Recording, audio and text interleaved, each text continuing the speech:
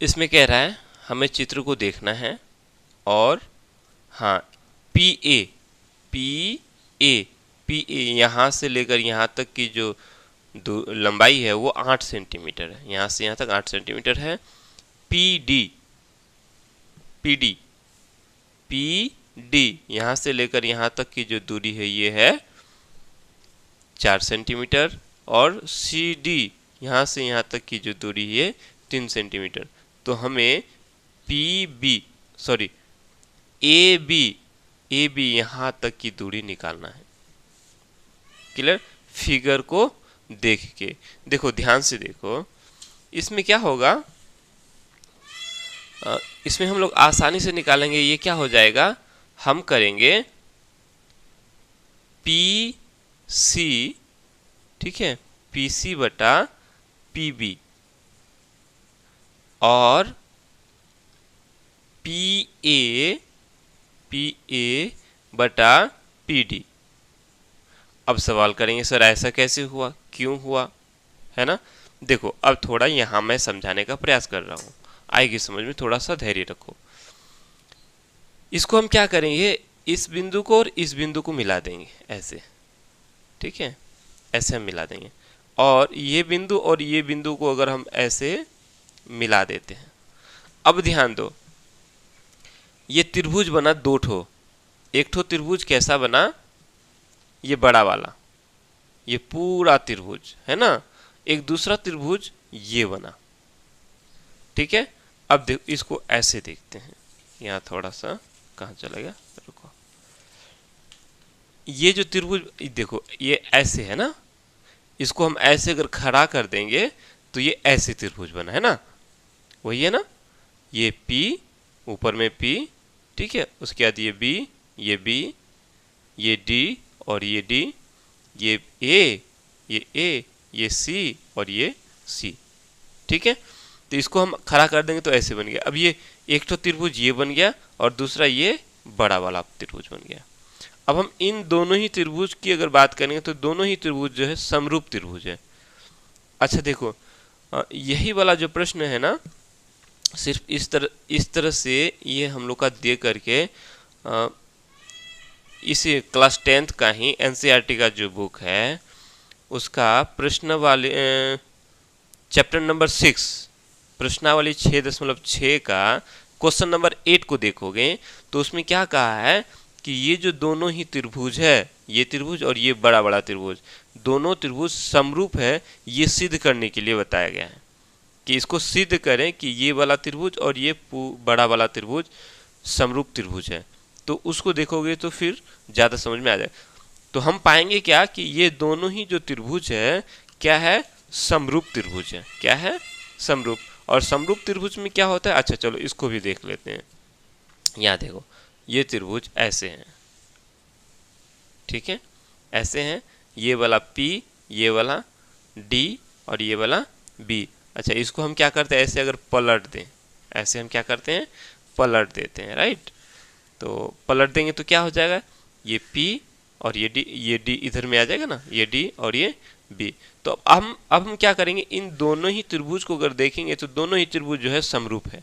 क्या है, समरूप है। त्रिभुज PCA ये समरूप है त्रिभुज PBD। एक बात ध्यान ये रखना है, जब हम लोग समरूप की बात करेंगे तो PCA इधर से लिए ना, तो इसको भी हमें क्या करना है, इधर से ही लेना है, न कि इधर से लेना है। अगर हम PDB लिखेंगे तो गलत हो जाएगा। अगर PDB लिखते हैं तो इसको PAC लिखना पड़ेगा। क्लियर।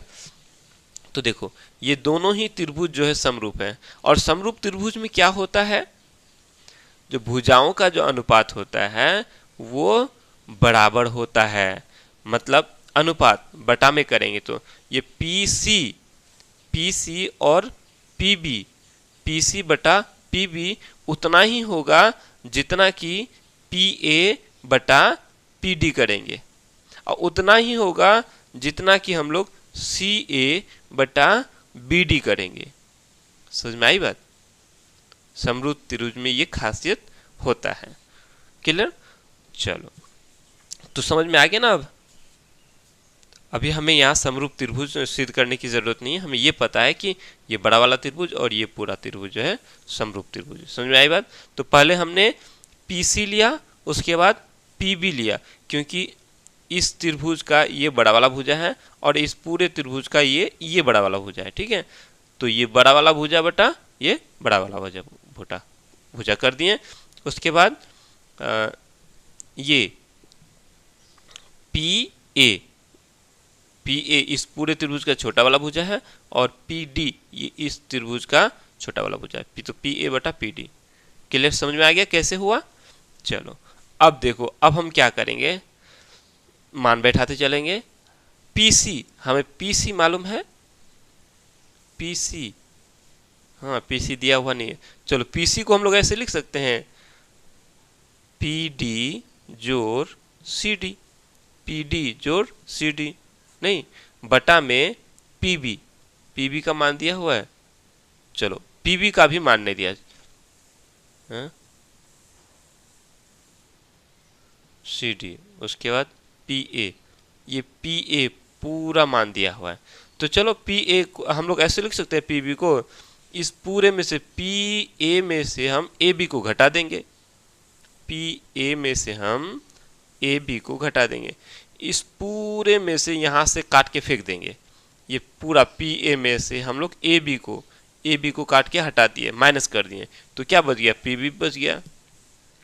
अच्छा PA हम लोग का 8 सेंटीमीटर दिया हुआ है ना। उसके बाद PD है ना, तो PD हम लोग का दिया हुआ है 4 सेंटीमीटर, है ना, दिया हुआ है ना। चलो हाँ, कुछ और भी दिया हुआ है, CD भी तो दिया हुआ है ना। इसको हम अगर आगे बढ़ाएंगे तो क्या हो जाएगा, PD 4 सेंटीमीटर जोड़ CD 3 सेंटीमीटर, है ना। PA 8 सेंटीमीटर है कि नहीं। चलो सेंटीमीटर को हटाओ, और माइनस AB तो हमें निकालना ही है। तो ये कितना हो गया, अच्छा इसको डायरेक्ट कर लेते हैं थोड़ा सा, 4 का 4, 4 दूनी 8, ये कितना हो गया, 2 हो गया ना, तो यहाँ 2 हो जाएगा। अब देखो इसको इधर कर देते हैं, 4 3 ये 7 हो गया, 8 दूनी 16 घटा 1 AB गुना 2 AB हो गया, नहीं हो गया। अब हम इसको क्या करेंगे, ऐसे ही ना करते हैं, इस 2 AB को इस पार लेके आ जाते हैं ना, तो घटा 2 AB को हम बराबर की इस पार लेके आएंगे तो क्या हो जाएगा, जोड़ AB जोड़ 2 AB, घटा है तो जोड़ हो गया। ये 16 और इसको बराबर की उस पार लेके जाएंगे तो कितना हो जाएगा, ये 7 चूंकि जोड़ में, इस पार आके घटा में हो जाएगा, है ना। अब यहाँ से हम क्या करेंगे, AB अकेले निकालेंगे, 2 को उस पार लेके चले, तो 16 में से 7 चला गया, 9 बचेगा, और ये 2 बराबर के इस पर आके भाग हो जाएगा, तो AB बराबर 9/2 हो गया। इसको भाग करेंगे तो कितना हो जाएगा, 4 दूनी 8 10.5 हो गया, भाग तो देना आता ही है।